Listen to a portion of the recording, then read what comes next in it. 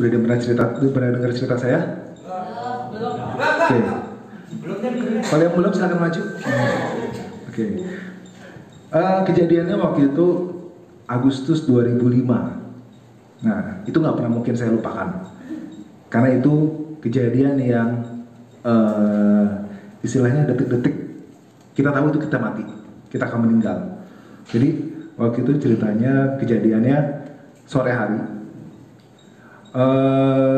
Waktu itu saya udah kerja, mulai kerja awal di daerah Semper. Tahu Semper? Daerah Semper, Tanjung Priok? Oh nggak tahu. Oke. Besok saya cek ke sana. Daerah Semper, Tanjung Priok terkenal akan mobil-mobil besar, kontainer, truk-truk kontainer yang besar-besar. Karena itu kan daerah Tanjung Priok pergudangan. Nah, jadi sore hari saya balik ke kantor, itu emang jalurnya padat, dekat Simpang 5. Jadi waktu itu saya akan kejar tujuannya mau ke kampus, ke kuliah. Nah, jadi ada ujian juga, jadi mau nggak mau agak cepat. Nah, singkat cerita, lalu lintasnya padat di situ, karena cuma 2 jalur dan penuh dengan kontainer truk. Saya mau ke arah Senen. Nah, lewatin situ. Pada saat di daerah Semper, saya mau lewatin kontainer. Kontainer dia nggak ada bebannya, jadi cuma panjangnya doang. Dia nggak bawa beban kontainernya. Saya mau lewatin karena dia 2 jalur, saya lewat pinggir karena lewat tengah kan terlalu bahaya ya. Jadi saya lewat pinggir. Saya mau lewati kontainernya, udah mau melewati bagian depannya, tiba-tiba saya lihat lubang. Otomatis refleks kalau kita bawa motor itu pasti akan ngerem, ya. Saya juga ngeremnya bukan ngerem habis, cuma memperlambat, ya, memperlambat. Nah, pada saat saya mau memperlambat ternyata itu pasir. Nah, pasir kalau udah terlalu keburu rem, otomatis rodanya kunci, ya kan? Kalau kalau pernah naik motor pasti tahu situasinya. Jadi waktu itu cepat sekali kejadiannya, hitungan detik. Jadi pada saat saya ngerem, saya ngeliat pasir, ngerem, roda motor saya kunci, langsung motor saya spin jatuh. Nah, posisinya waktu itu saya masih sadar, ngelihat kontainer kan tinggi ya, bannya ya, lumayan. Nah, itu saya masuk ke dalam. Nah, masuk ke dalam kenapa saya bisa tahu? Karena saya ngelihat pada saat saya masuk, saya lihat roda depan pas tengah-tengah sama roda belakang. Nah, jadi saya masuk tengah-tengahnya. Nah, kontainer itu kalau kalian lihat dari samping, itu kan biasa ada penahannya ya, pelindungnya. Nah, itu nggak ada, jadi kosong. Jadi otomatis kalau yang pendek-pendek pasti masuk. Nah, karena kosong, jadi saya bisa masuk. Pada saat itu saya cuma kepikiran apa? Saya pasti mati. Nah, saya udah pasti mati. Apa yang di pikiran saya cuma teriak, Tuhan Yesus tolong.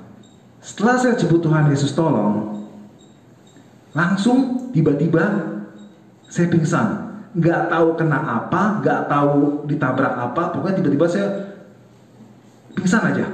Nggak berasa apa-apa pada saat masuk. Karena pikiran saya pasti mati. Nah, tiba-tiba saya sadar. Saya sadar sudah di tengah jalan. Di tengah-tengah jalan. Saya nggak tahu apa-apa kejadiannya. Saya bangun, saya sadar, pikiran saya, kok saya masih hidup? Padahal saya udah mati tadi kayaknya. Terus saya bangun, baru orang-orang pada nolongin saya.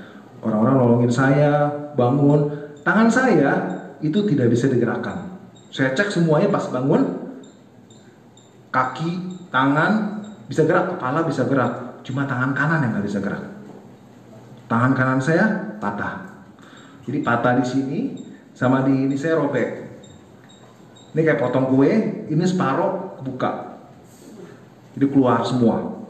Darah udah kayak buka keran itu keluar. Nah, ini dijahit pasang pen. Nah, pikiran saya pertama kali apa? Waktu itu, karena tutup jaketnya saya nggak tahu, cuma tangan saya nggak bisa gerak. Pikiran saya apa? Diamputasi. Wah, masa depan saya hancur jujur di situ. Masa depan saya hancur, kenapa? Baru mulai kerja, belum punya pacar, saudara. Jadi kasihan sekali waktu itu. Masih bujana, baru kerja, masa tangan patah, diamputasi lagi. Siapa yang mau ya? Nah, waktu itu masa depan saya langsung hancur lah. Mau ngapain? Kenapa begini? Nah, singkat cerita saya pikir udah langsung dibawa ke rumah sakit. Nah, orang tua saya langsung cari tahu, tanya kondisi kejadiannya sama saksi di situ, sekitar situ. Mereka menanya, ketemu sama tukang ojek yang melihat kejadian. Dia nanya, gimana kejadiannya? Karena saya nggak pingsan, saya nggak tahu. Jadi polisi juga nanya, bikin BAP segala macam, motor saya ditahan. Ditanya, tukang ojeknya bilang apa? Benar. Jadi saya waktu itu masuk ke dalam kolong, dari tengah itu kontainer yang totalnya 21 roda.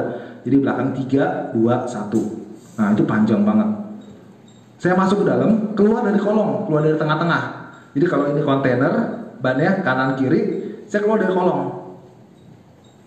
Nah, semua orang yang ngelihat, tukang ojek semua yang ngelihat di situ, mereka berpikir apa? Saya udah mati. Pas ditanya, saya pingsan di situ kurang lebih 20 menit sampai setengah jam.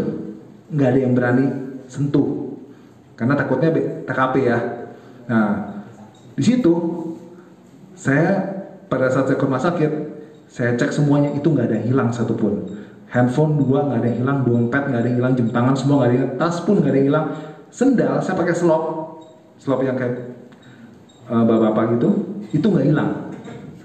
Nggak tahu, nggak ada yang mau ngambil. Padahal waktu itu saya tanya ke ada jemaat juga yang kerja di sana, dia bilang setiap ada kejadian kecelakaan di sana pasti barangnya hilang. Saya nggak ada satupun yang lepas. Sama sekali. Pas saya dibawa ke rumah sakit, tuh pas sadar, saya baru ngangkat kaki satu, handphone saya jatuh semuanya. Tapi pada saat kejadian nggak ada satupun yang lepas. Tuhan jaga semuanya, nggak ada sama sekali yang jatuh. Sampai tangan saya pun, saya tuh udah pasrah, udah nggak tahu gimana nanti ke depannya. Pada saat ke dokter, pertama kali yang saya tanya, dok, tangan saya diamputasi apa enggak? Itu doang, karena ketakutan saya cuma di tangan. Dokter cuma bilang apa? Coba dicek. Ujung jari semua disentuh sama dia. Dia bilang apa? Masih berasa nggak? Masih dong. Oh, kalau masih berasa, kamu aman katanya. Nggak usah diamputasi. Tapi kalau nggak berasa ujung jari, berarti harus dipotong, diamputasi. Diamputasinya bukan cuma di lengan doang, satu tangan. Karena saya patah dari sini. Nah, 1 bulan saya di rumah sakit, 6 bulan nggak bisa gerakin tangan, 4 kali dioperasi. Nah, jadi saya merasakan pertolongan Tuhan begitu luar biasa sama saya. Sampai saat ini Tuhan masih menjaga saya, Tuhan masih melindungi saya, masih memberikan masa depan kepada saya yang lebih baik. Sesuai dengan apa yang kita katakan, rancanganmu bukanlah rancanganku.